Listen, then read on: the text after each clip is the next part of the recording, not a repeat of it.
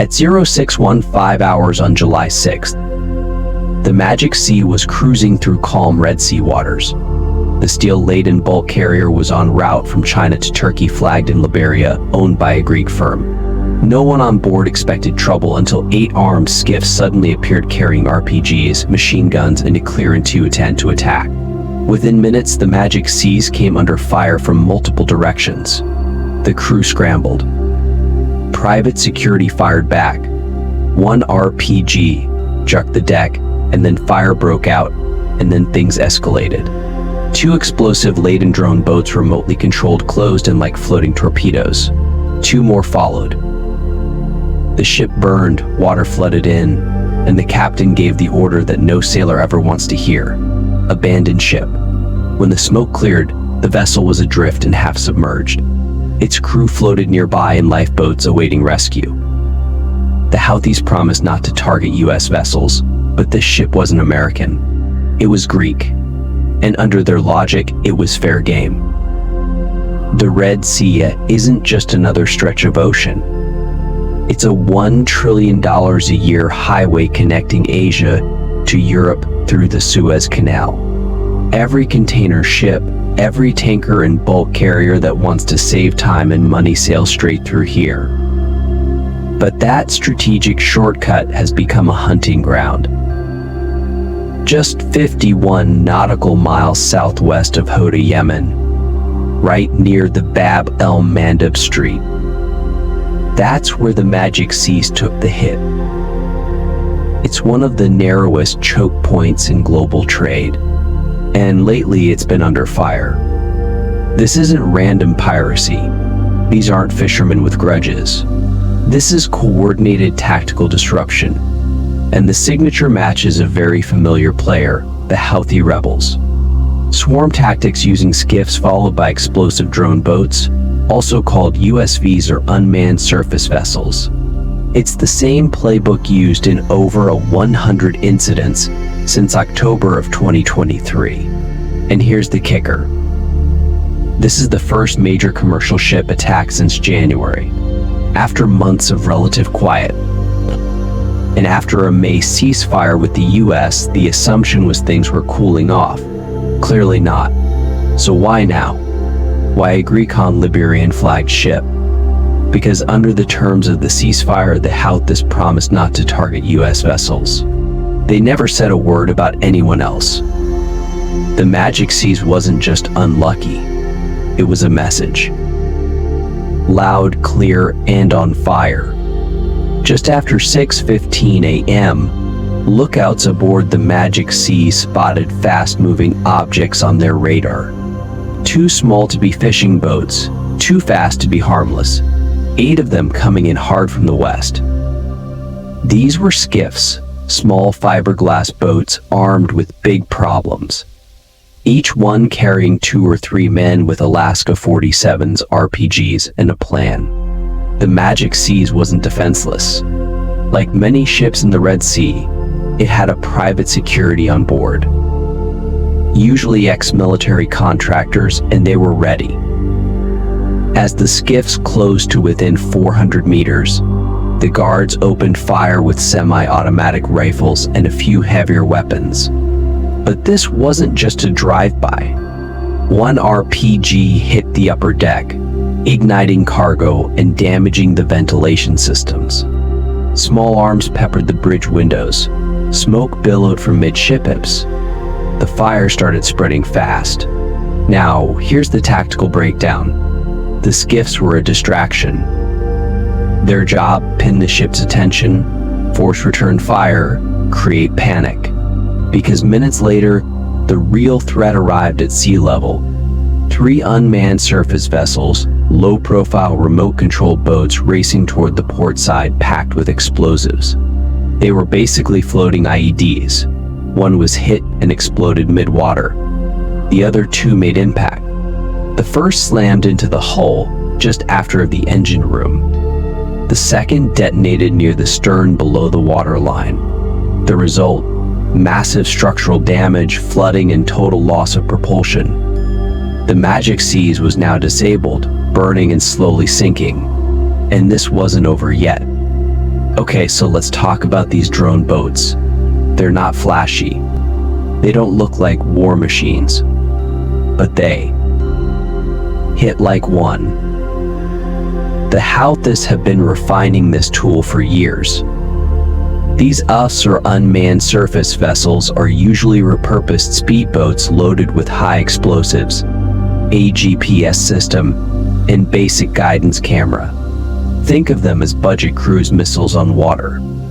In this case, after the initial wave of skiffs, the attackers launched drone boats in quick succession. The first two were intercepted. Security teams on board spotted the wakes and opened up, likely using 50 cal machine guns or similar deck-mounted weapons.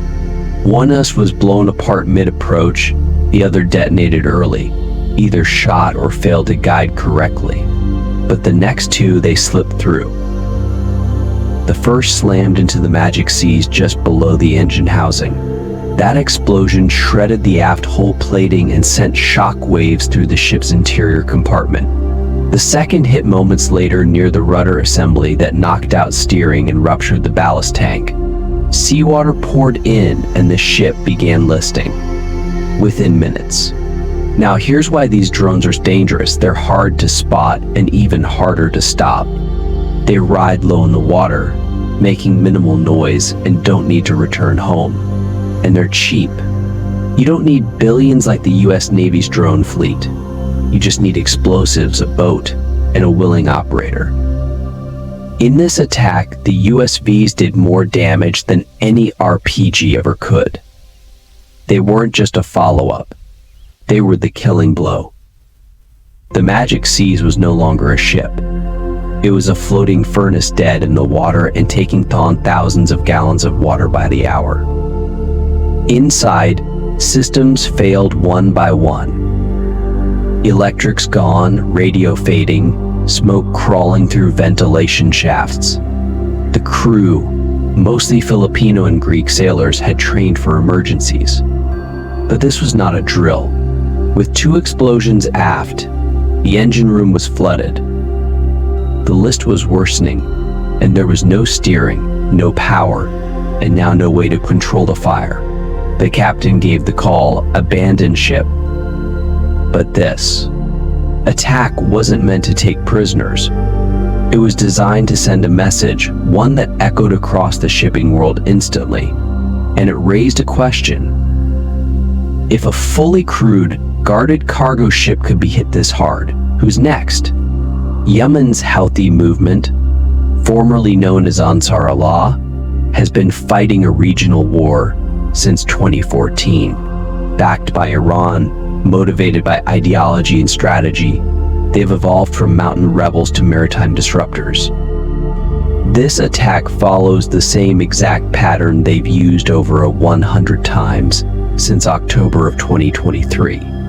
Multiple skiffs to overwhelm security, small arms and RPGs to damage and distract, and drone boats or USVs for the kill shot. It's not just the method, it's the location. The Magic Seas was hit in an area patrolled heavily by previous Houthi targets. Right along the Red Sea corridor they've been stalking for months. And then there's the timing. 2 months earlier, the Houthis entered a US-brokered ceasefire. No more attacks on American ships. It worked for a while, but that deal never included non-American targets. And the Magic Seas, well, it was Greek-owned, Liberian-flagged, and fair game under Houthi logic.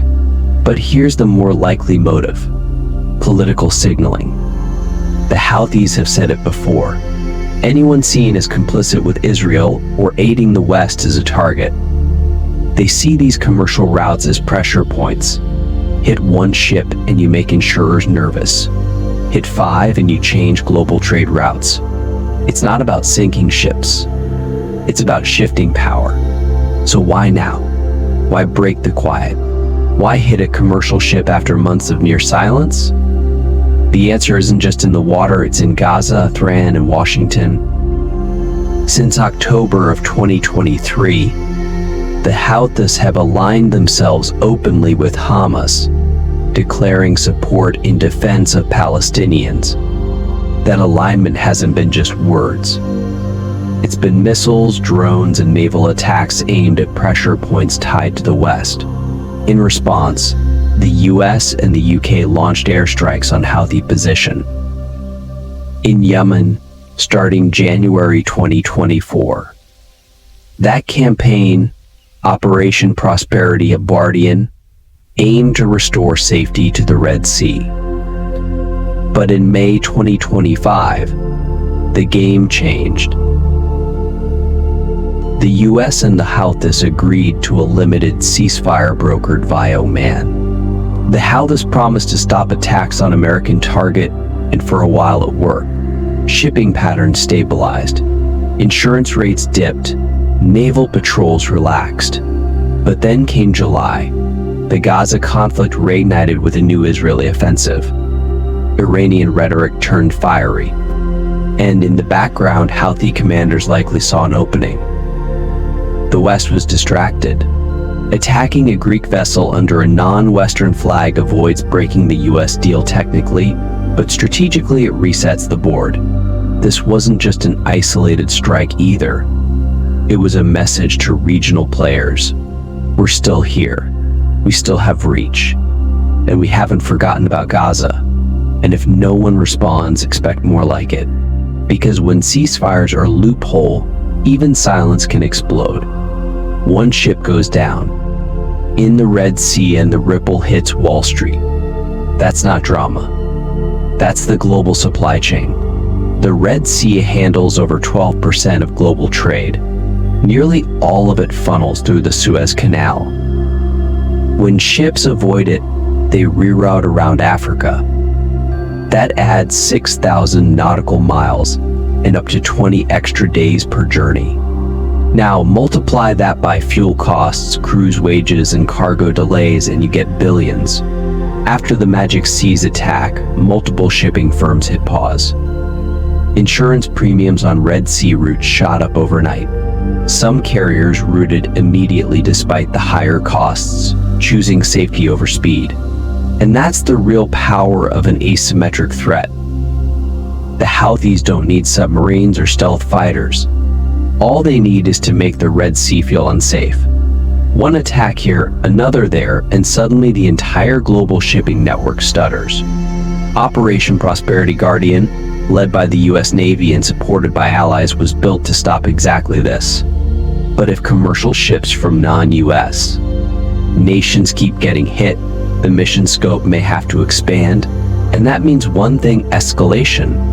The EU, China, and other major shipping states may soon be forced to act.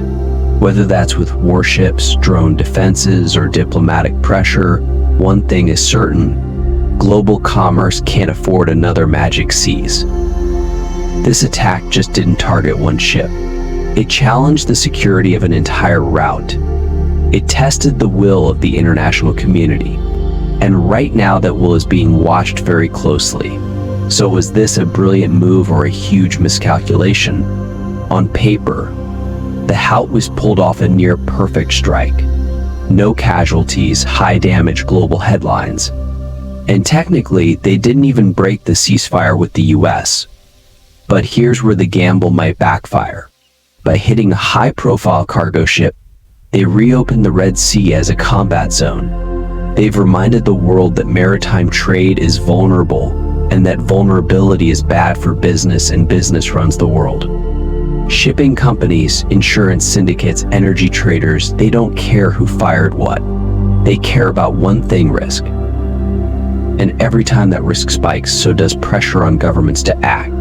That pressure could push the US and allies into expanding naval missions beyond just protecting their own vessels. If China, the EU, or neutral states begin to label them as global disruptors, the game changes, because then even Iran may have to rethink its support. This attack may have scored tactical points, but strategically it risked turning quiet tolerance into coordinated backlash.